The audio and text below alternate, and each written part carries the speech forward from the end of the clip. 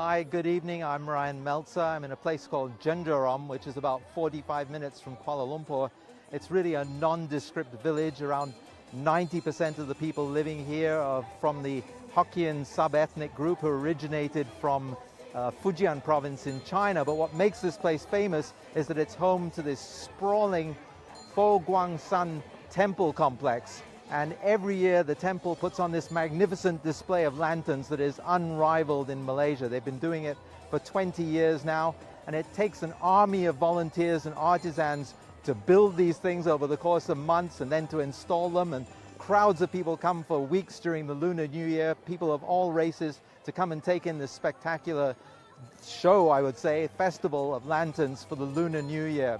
And I spoke just a short while ago with the abbess who's in charge of this temple complex, and she talked about the joy that this place brings and the economic benefits it brings to the nearby community, the village of Jendarom, and the meaning it brings to people. Some people come to pray here, some people come to just see in the Lunar New Year, and non-Chinese come too, just to take in the spectacle. Now, we'll go for a bit of a tour around here and see some of the sights. We walked around before it got dark, so we should know where some of the most spectacular sights are. And the centerpiece is this giant dragon here. Now, of course, every year the array of lanterns does change. It's not the same lanterns every year. Very much the theme is always the Chinese zodiac.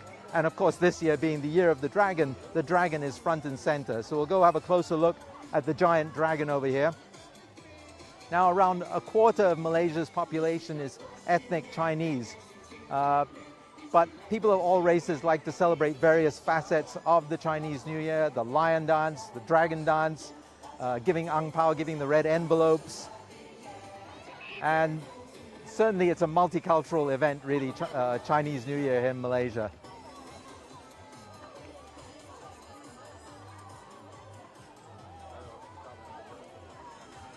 Now, as happens in China, many people go back to their hometowns during the holiday this week, and basically Kuala Lumpur has been extremely quiet this past week, with people having gone north, south, east and west back to their hometowns for family reunions, reunion dinners and the like. But this place still draws a crowd even though the holiday is still continuing and many people are out of town. So this is really the showpiece, centerpiece here, this giant dragon. But this is really a sprawling complex, and it stretches out in every direction from here. So we'll take a wander around, being careful not to trip over anything or anyone. So we can go ahead over this direction.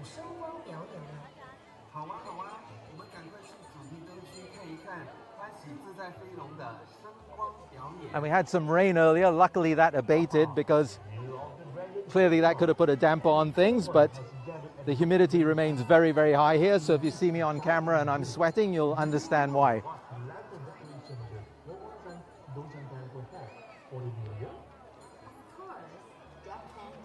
Not too fast. Fireworks are, of course, another key part of the Lunar New Year celebration here.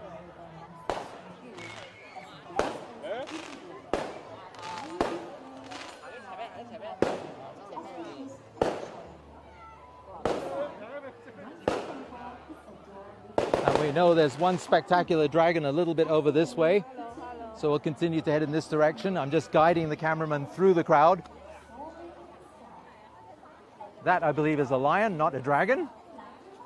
And Malaysia has actually become world famous for a specifically acrobatic form of lion dance, where the dancers leap from pillar to pillar, a good 2-3 meters up in the air, and they're world champions at this. So there's lots of spectacular performances of lion dance during the holidays, as well as the less commonly seen dragon dance as well.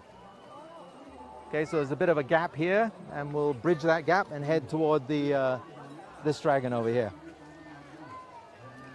I'll just walk ahead.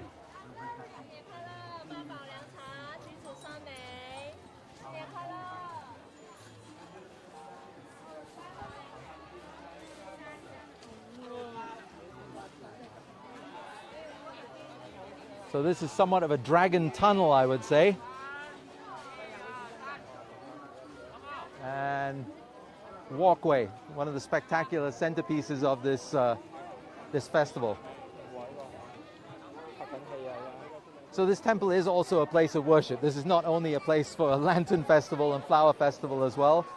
And the abbess is also responsible not only for Malaysia, but for Singapore, Thailand, India, and Indonesia as well. It's really spectacular stuff, and it's got more and more sophisticated over the years from what I understand.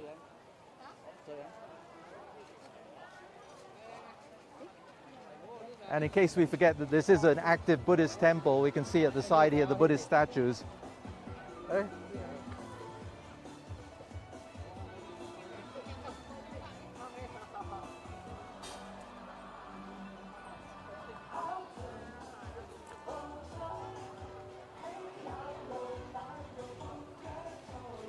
Okay, we'll take a spin back this way.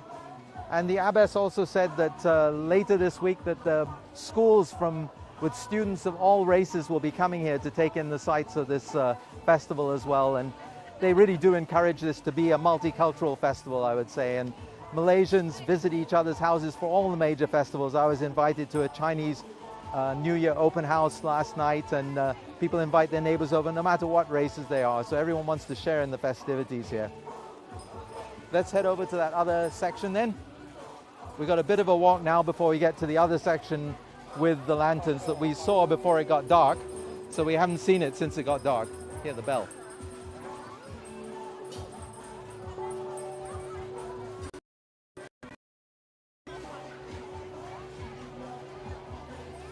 Okay, and you don't have to move too much.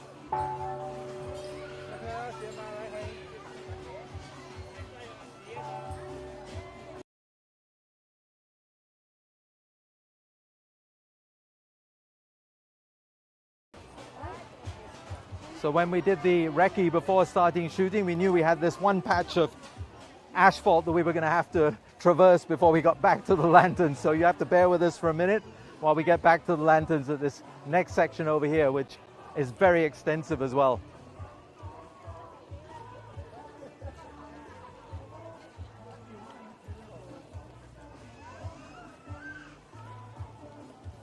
Ah, that's quite beautiful.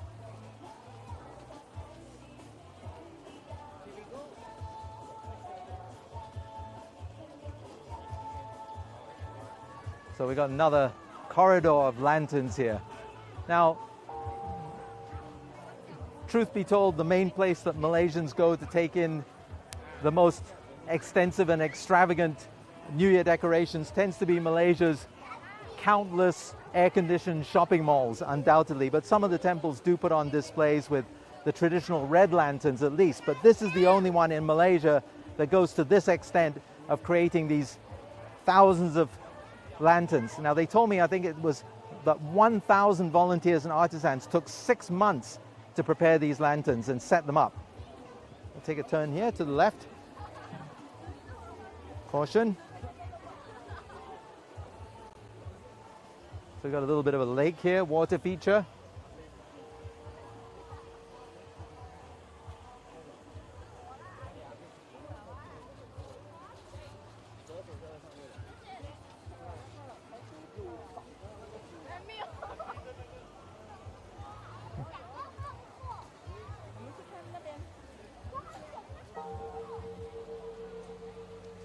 And I think actually today is still a little bit quieter than we might expect because so many people have gone back to their hometowns for the holidays. So you can imagine how packed it would be if it was at one of the peak days when people were in town, especially on the weekends.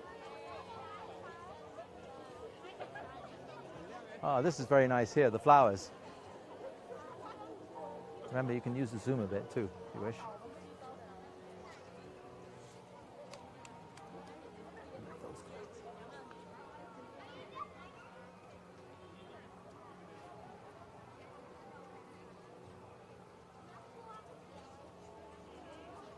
Oh, we got another dragon over here.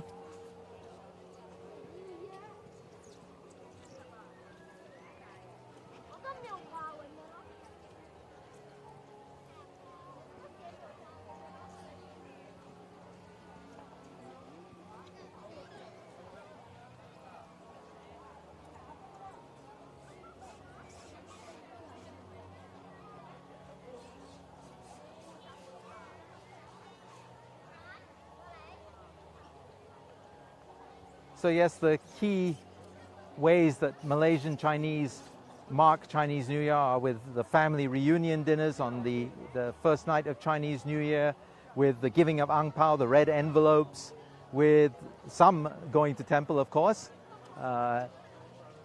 and fireworks are another very, very big part of the Chinese festivities here.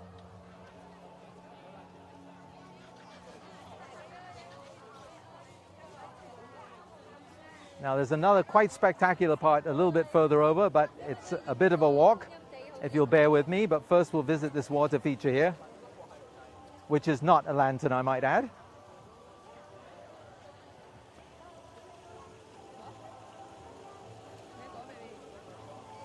So this temple was actually set up 40 years ago from my understanding, and the Lantern Festival has been going on for half that time, for 20 years now, and has become a real fixture here in Malaysia, in this part of Malaysia. Although we did meet a young ethnic Chinese woman earlier who was actually from Argentina and was visiting Malaysia for the first time, so that was a bit of a surprise. So had I spoken Spanish, I could have spoken Spanish to her, but her chosen language for the interview was Chinese. Okay, let's see if we can head over maybe by the bridge, or that looks a bit crowded. We'll take a spin there.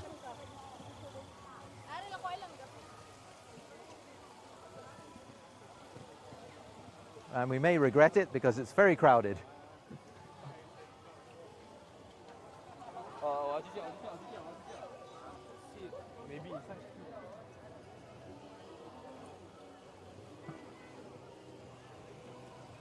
Oh.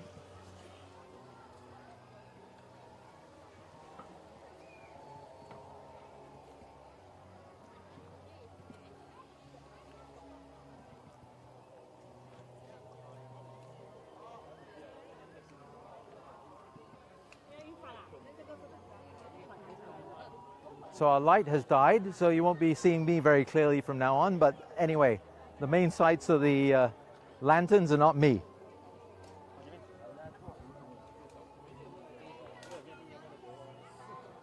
Okay.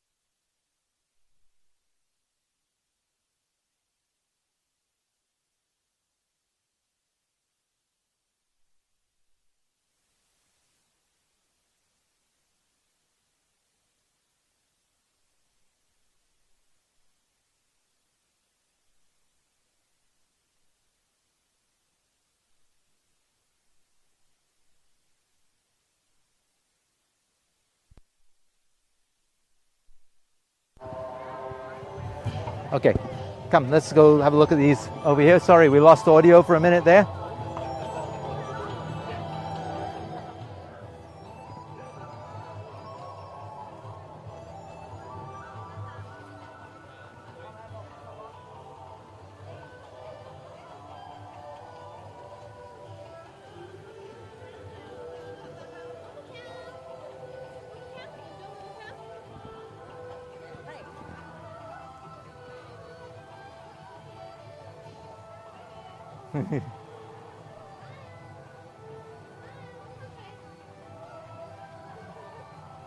Definitely a family event, this.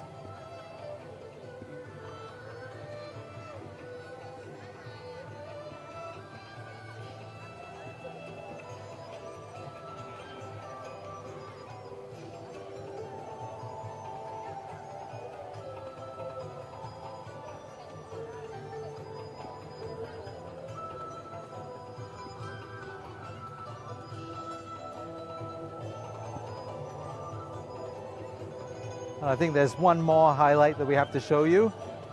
This float or boat, dragon boat, on the other side of these lanterns.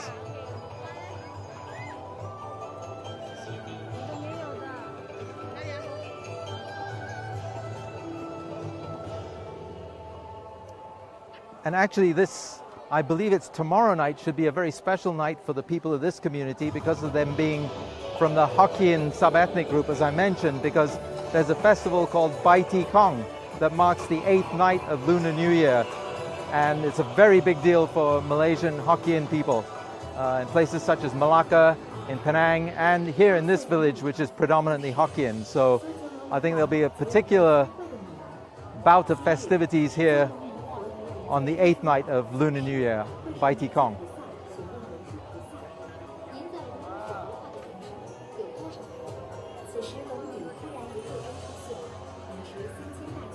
Okay, let's go see the dragon boat.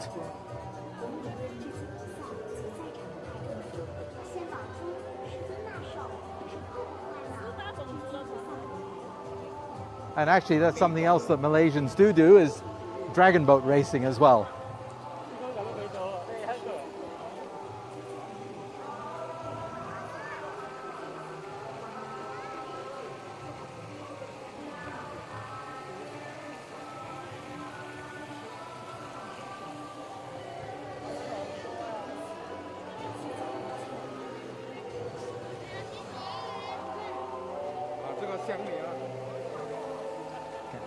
I'm going to wrap up.